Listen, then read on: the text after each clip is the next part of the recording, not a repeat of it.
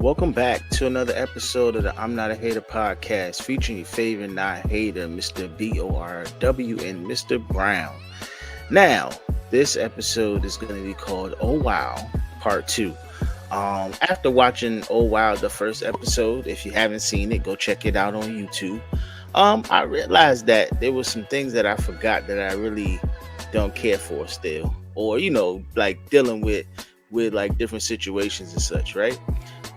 At this point. So yeah, I'm gonna just jump right in and get started. This probably won't be a long episode, but with that being said, like I'm gonna just talk about these things. If you agree, let me know. If you disagree, we can talk about it. But this is just my thoughts and feelings at this point in time. So these relationship podcasts, I got a little bit of a problem with them, especially the ones with the black people and the dudes that's always sounding emotional, and the women always there on there screaming, and the one dude that be yelling, "Be single, sis," and all that stuff, right?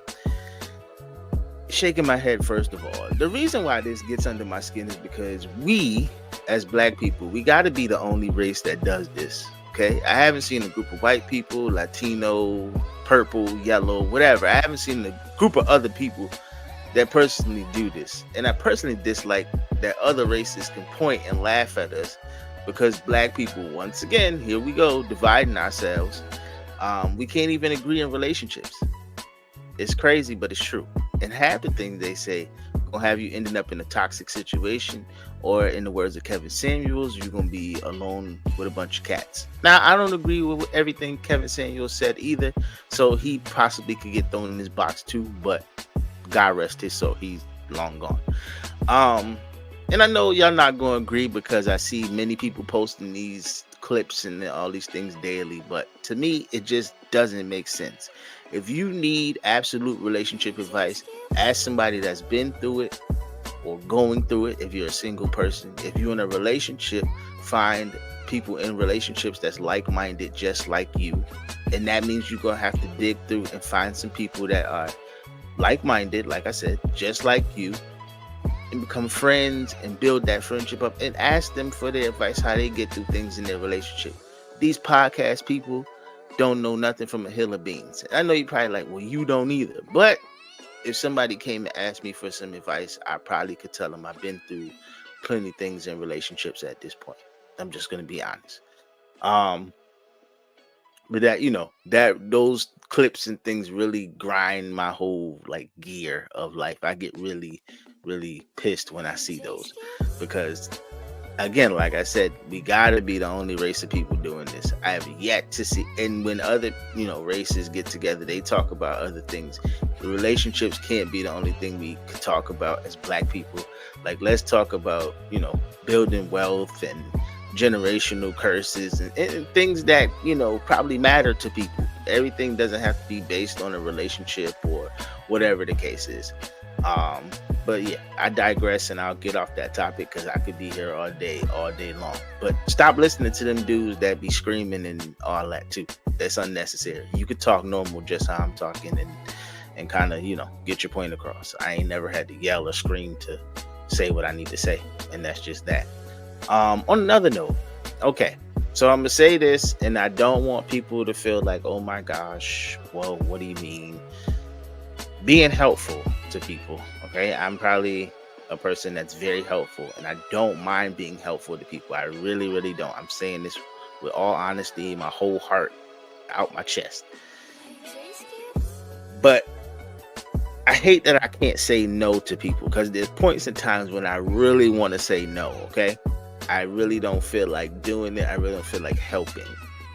And it's not on y'all. It's not on the people that's asking me, right? Because you're asking me because you know I'm going to help you.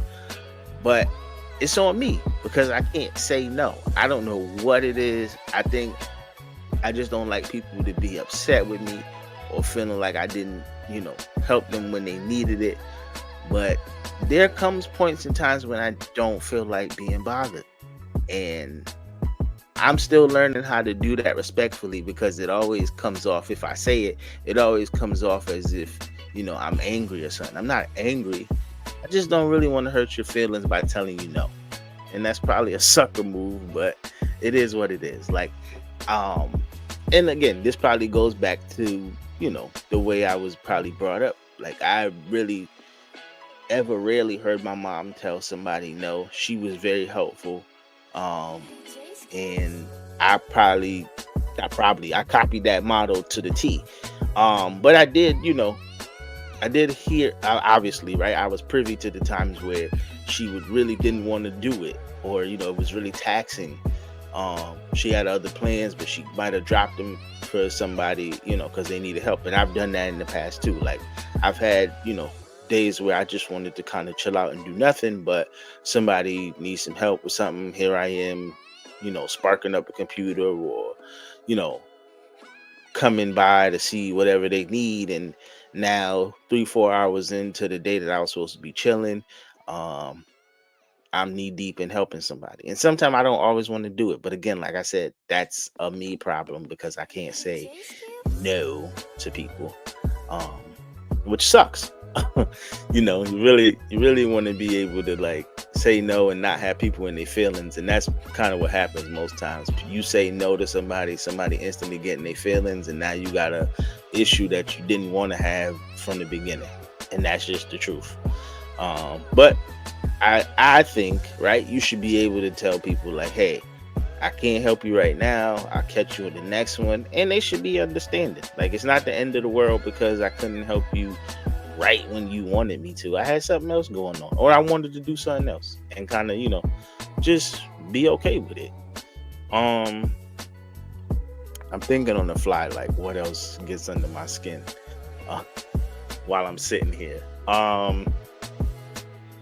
Let's see, what else can I go with? Well, I mean, okay, so sports wise, we got this fascination with this GOAT debate when it comes to Jordan and LeBron. This thing gets under my skin. I'm a Jordan fan, admittedly, right? No bones about it. I'm a Jordan fan. I appreciate what LeBron has done for the league over 20 something years, probably most of my lifetime at this point. But there's really no debate here, man. Jordan all the way.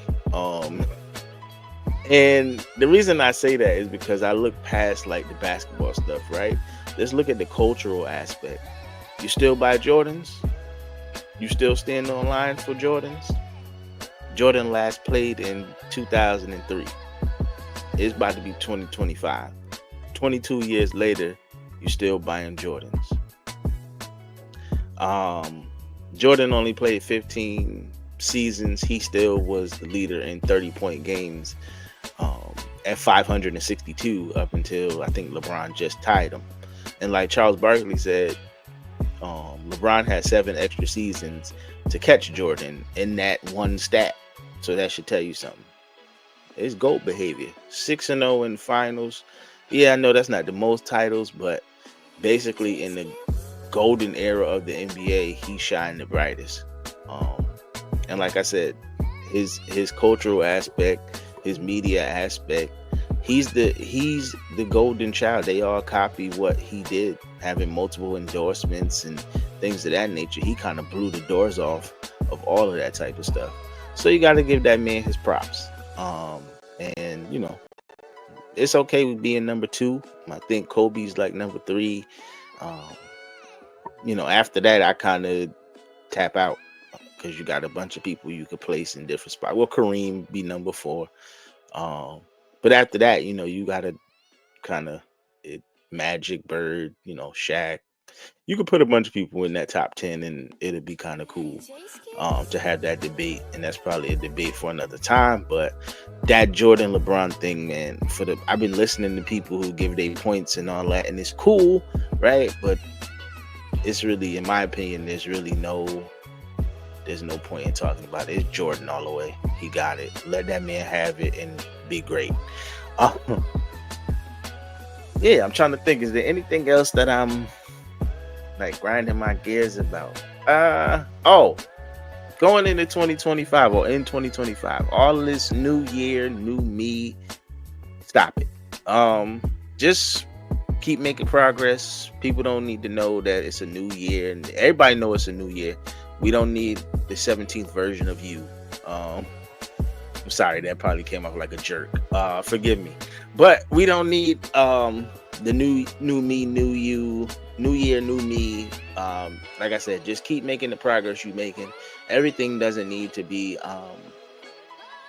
made as a big statement that a coming out party. Just do what you're doing and keep it pushing.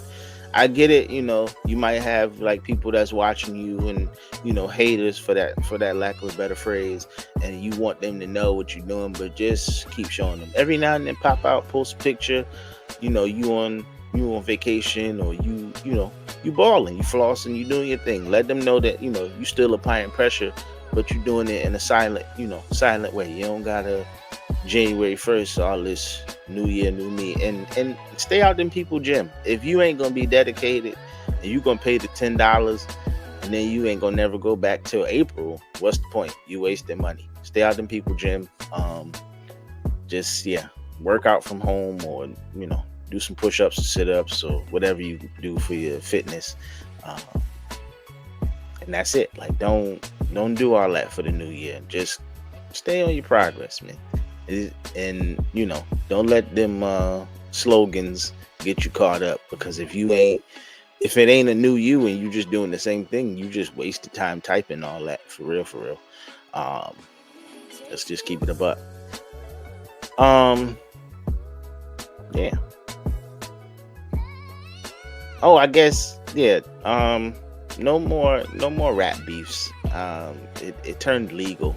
It got crazy. Kendrick, Drake. I get why Drake is doing it, right? Somebody promised him something up above and they didn't come through, so now he's taking down the whole establishment. But it looks like you only did that because you lost, and it comes off very cringy.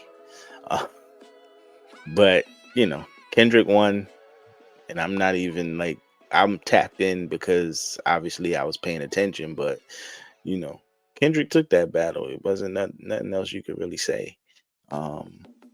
That Not Like Us, that's on the line with No Vaseline and Hit 'Em Up and Ether, Takeover, all those type of diss records like that. I know the battle rappers say that what is it, Family Matters was like the joint, but it did make you think like, wow.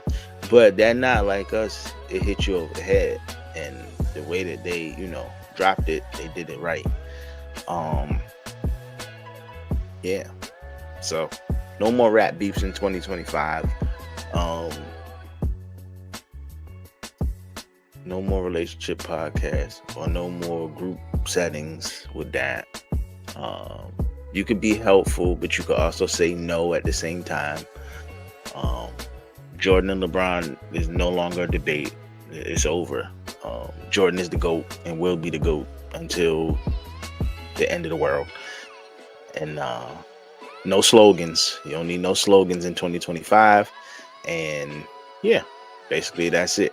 Like, truth be told, Whole Wild Part 2, things I'm still not really feeling, don't really care for. Hopefully I don't see him in 2025.